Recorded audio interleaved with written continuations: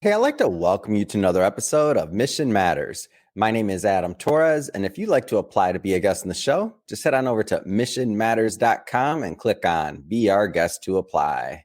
All right, so today is a very special episode. We're welcoming back to the show Diana Stevens, who's the founder and CEO of Mindful Job Alignment, and I'm proud to say and announce a new author in our best-selling Business Leaders book series. So first off, hey, Diana, welcome back to the show. Thank you very much. I'm very glad to be back. Oh my gosh. So we've been working on this book project for quite some time now, and Yes. it's so much fun to finally have the book out, to be Mhm. promoting, to obviously bring you back on the show. And I guess just to start this off, we got a lot to unpack and a lot to uncover today, but we'll start this episode the way that we start them all, Sure. with our Mission Matters Minute.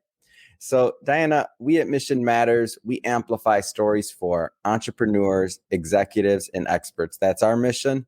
Diana, what mission matters to you?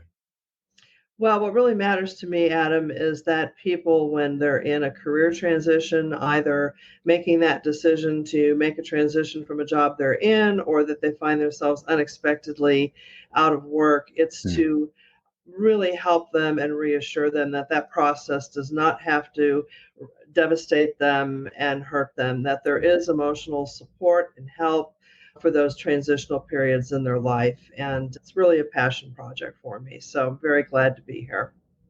Oh, it's amazing and great having you back. And I guess just to get this kicked off, I don't want to assume that maybe some of our newer listeners or viewers caught some of the previous work we've done together. So Sure. how did this concept of mindful job alignment, how did all that evolve? Well, it really evolved a lot from my personal story. I've been in the career workforce for a number of years and had a number of different positions with some Fortune 500 companies in sales, and was in an unfortunate situation that between the years of 2004 and 2014, Hmm. I was downsized 5 times, Wow. and either through divisions going out of business, companies going out of business, or positions being eliminated. So Hmm. through that time, I had outplacement actually 3 times, and I found that very, very helpful for meeting new people and all of the tactical steps of job search, such as resume writing and networking and interviewing and Yeah. putting together a job search action plan. But the emotional side was a little bit lacking. Hmm. So I moved ahead, and in 2019, as part of I always wanted to get my PhD, and I started my PhD in holistic coaching. And then in 2020, really, the COVID pandemic really kind of spawned this to push ahead to finish my dissertation. Hmm. And I completed my dissertation called The Mindful Approach to Job Search, where I broke down the job search into about 8 different areas, mainly that deal with internal emotional subjects and Hmm. helping to feel better, and some other activities that would provide solace.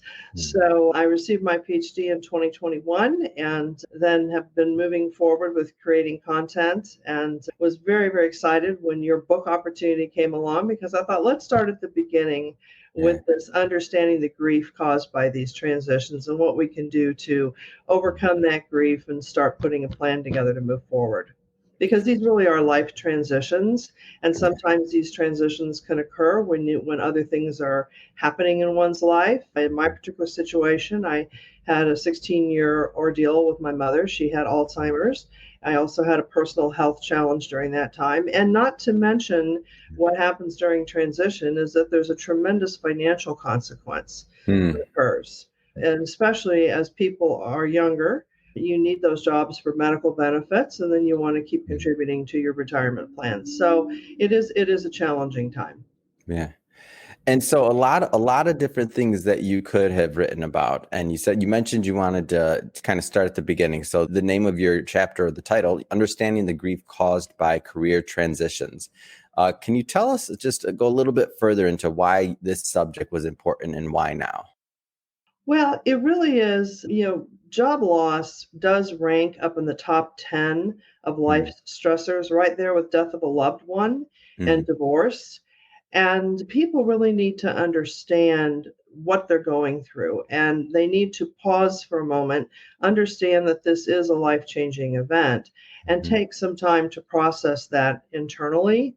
Because by processing that and working through the 5 steps of grief and really taking time to reconcile what went on and what they want to do, and just to take Hmm. some time, it's really about slowing down and really being alone, going inward and Yeah. taking a look at where am I at, where do I want to go, is very, very helpful. And it's almost a little bit it's healing and it's medicinal, actually. I find that too many people tend to rush back into the job search because of the fact that, of course, they need the money and they panic and they have family situations where they need to have a consistent cash flow. Hmm. But there is the aspect that if you don't reconcile what has happened and put it into perspective, that you could potentially be carrying negative thoughts and feelings into the networking, into the job interview, and maybe Hmm. even into the next job when you're hired. So there's a piece about completing what has happened, working from a blank slate, and then moving forward positively. So just digging a little bit further into the book. So just I'll read off a couple of these, and for the viewers and audience, just know, hey, we're gonna tackle a couple of these, but we're not gonna go through it all, because hey, pick up a copy of the book if you want it all, read it in the book. Right, It's all right, there. right, exactly. But let me read off a couple of these though. So transitions are not one size fits all.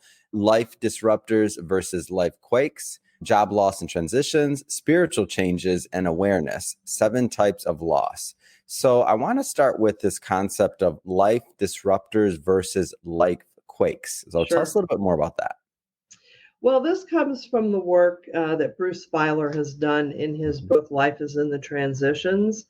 And he has a very interesting concept about defining events that happen in one's life. Now, Yeah. a disruptor is something that could be a job loss, it could be, in some cases, a divorce.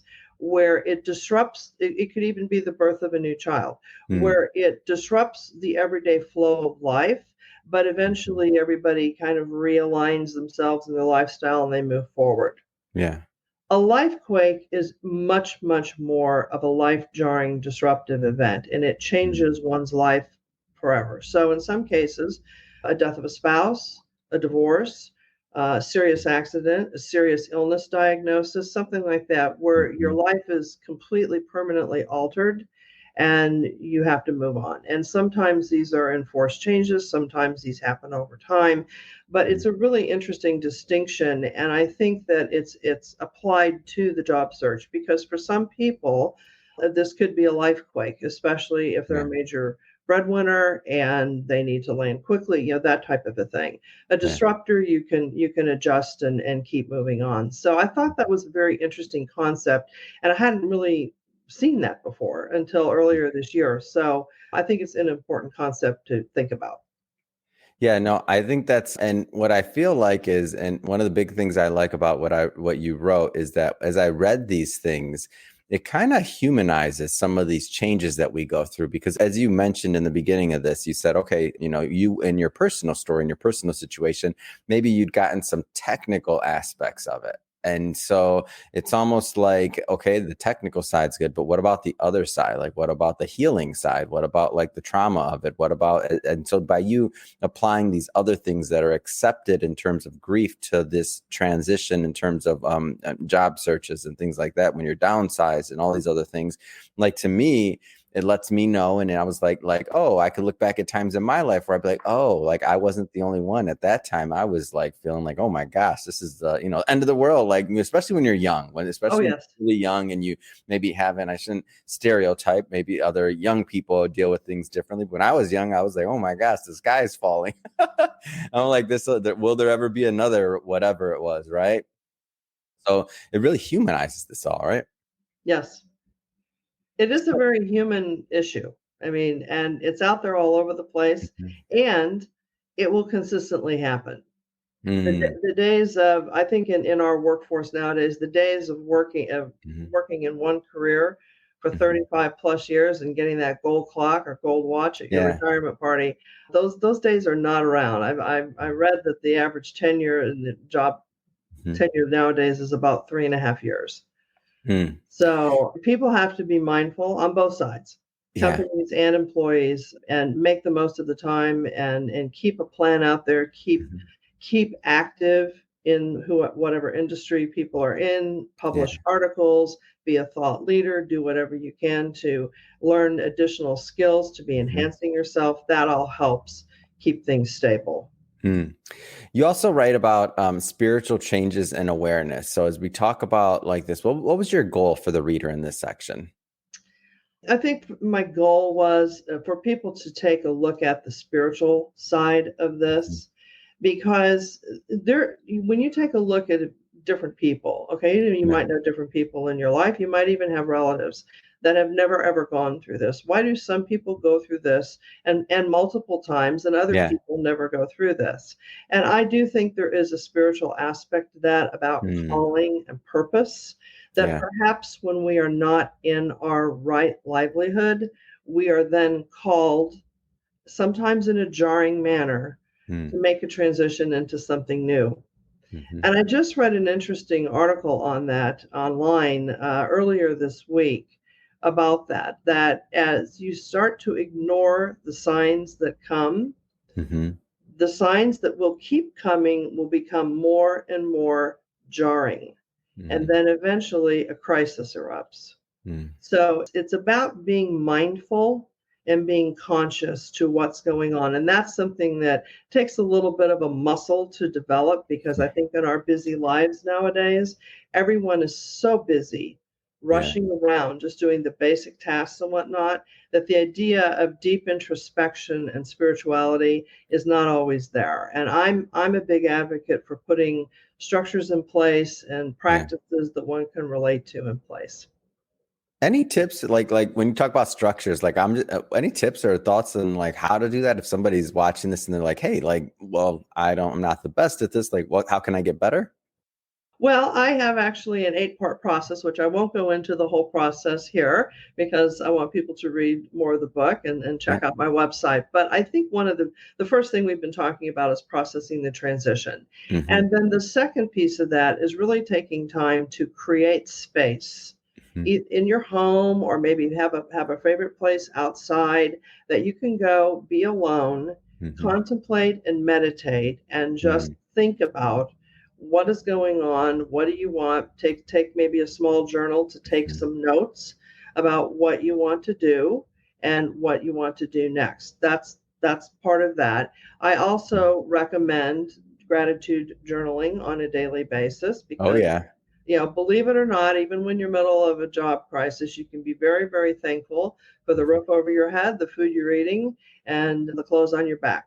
Hmm. So, and I hate to break it down all the way to that level, I but break it down to that level. I'll yeah, tell you, Diana, I will wake up and that's one of my big practices. I can't claim I have many practices. I fall off the wagon and I, start right, something, stop it. I'm human, but that one, I'm like, I woke up, I'm breathing, my lungs are filling with air or whatever. And yeah, I'm in.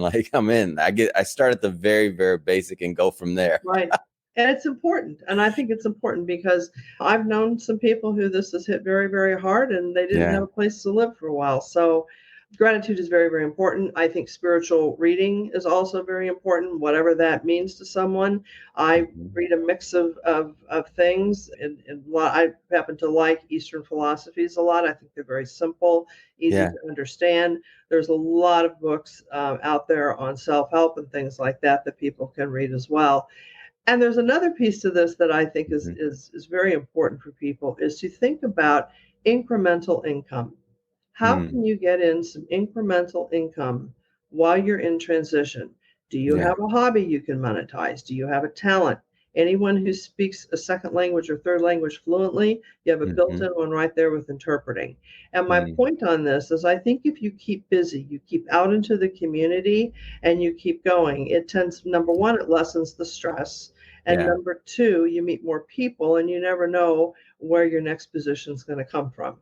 Hmm. Well said. That's very well said. I want to speaking of that, I want to circle back to mindful job alignment.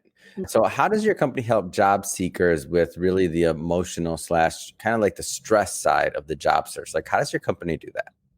Well, what we do is I work with clients one-on-one. I'm also hoping eventually down the line to be starting some support groups because I know there's a lot of different Zoom calls Hmm. online right now that have job search support groups and whatnot. Yeah. But what we're going to do is walk through this 8-part process: the processing of the transition, the creating space in the home for reflection, Hmm. learning about meditation, journaling, gratitude practices, all of that, just doing a check-in on their diet and exercise plan, keep making sure that they're keeping that going, Hmm. whatever that looks like for them. And then talking about the incremental income, seeing what can be done with that. Yeah. And then we take a look at the values, personal values. What are your top 5 or 6 personal values, and how can that be incorporated into the job search plan? And then creating a job action plan from those values. Hmm. And then capping it off, you have the job action plan. So it's about visualization, teaching about the law of attraction, and visualization on how to be focusing on Hmm. that, not talking about the negative. We do that through affirmations. We do that through vocabulary. We do that through Hmm. asking the right questions, things Hmm. like that. Keeping that going all the time, and even having a vision board of sorts with your targeted position and whatnot. What does that look like? What does your lifestyle, your desired lifestyle look like? And Hmm. having that up and visible in the home so that you can keep bringing that in. So that's the process overall. And then of course we work on the tactical LinkedIn analysis, resume analysis. I have associates that are resume writers that I can refer someone to, and then the LinkedIn, and then the networking and working on articles that they could potentially be putting Hmm. on LinkedIn, that type of thing. The tactical to keep them out there. Yeah. And so as people kind of engage with you and your team and go through this process, I'm just curious about the action plan component of this, because I know you're pretty methodical. Like when somebody walks away with that action plan, is there an opportunity to follow up and continue to work with you, or how does that piece of this all look? Like Oh, certainly. after they have the job and Right. they've completed the goal, like what's next for them? Certainly. Well, the action plan that I use in the job search part of it is really an Excel spreadsheet. Everything's Mhm. recorded in Excel because you can Yeah. sum it up. But it really has to deal with the administrative piece of it, getting all those things handled, and Mm. then the job, contacts, how many Yep. contacts you've been making in a week, that kind of a thing, interviews, and then the visioning piece of it. But Yeah. what it also includes is how long did you meditate? What types of Mm. gratitude practices did you do? Tracking all of the spiritual pieces on a regular basis to making Mm. sure that the pieces that you want to put in there, that the spiritual piece doesn't fall out because you're so busy focusing on the external. Mm. So it Mm. tracks a little bit of both. Yeah. And that's where I work with people. Yeah. Initially, I think it would be about like a eight part program, but I think then we'll have follow-ups and things like that after. Yeah. Custom tailor it to people's schedules. Oh, for sure. No, I get it. And that to me, like one of the best things about having a coach, or in this case, someone helping them through that transition period is accountability is big. Like Mhm. when you say to somebody else that you're going to make X amount of contacts, you're going to do this, you're going to do that. Well, I don't know what it is, but it just makes you very much more likely to do it than if you didn't have that accountability piece. Right. And aside from the people who are working in a career who want to make a change, so their week Hmm. is tied up working their full-time job, for Yeah. people in a job search, this really is a minimum 40-hour a week endeavor. Oh, for Okay. sure. Yeah. And there Not it, having a job, I've always said, is having a job to find a job. exactly, it is. And it's a minimum 40-hour a week endeavor. I've recently been working with a coach on an empowerment and motivational certification, Jay Block, Hmm. who's written the book, 5 Steps to Rapid Employment. I was just talking with him about that, and he said, if you follow those steps and you're out there 50, 60 hours a week, you're going to land pretty quickly. Yeah. And that's even in the face of what's going on now with our economy, but Mm. and even across all parts of the country. So there Yeah. is hope, but you have to put the work in. Yeah. Well, Diana, I mean, it's been a lot of fun, first off, and I appreciate you being an author in our book, and I'm excited to continue. I mean, this is just beginning where Yes. excited to continue to promote you, your work, your book, like all of the above. It's so much fun. That being said, I mean, if somebody wants to connect with you and they want to work with Mindful Job Alignment, I mean, how do they do that? Well, they can go to my LinkedIn profile, Diana C. Stevens, with a PH on LinkedIn. Also, the website is mindfuljobalignment.com, Mhm. www.mindfuljobalignment.com.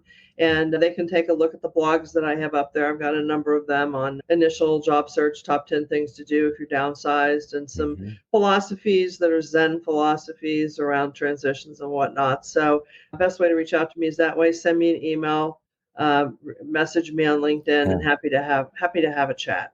Awesome. And do you do any type of like initial call or consultation? Like, how does that piece of it work? Usually I do a 30-minute discovery call. We just talk about Mhm. what they're looking for, and I usually try to provide resources. If I can't help them, then I'll provide resources to colleagues who can, based on what they're Yeah. looking for. Fantastic. Well, like I said, amazing having you on the show. We'll put all your information in the show notes. What's next? I mean, what's next for you? What's next for the company?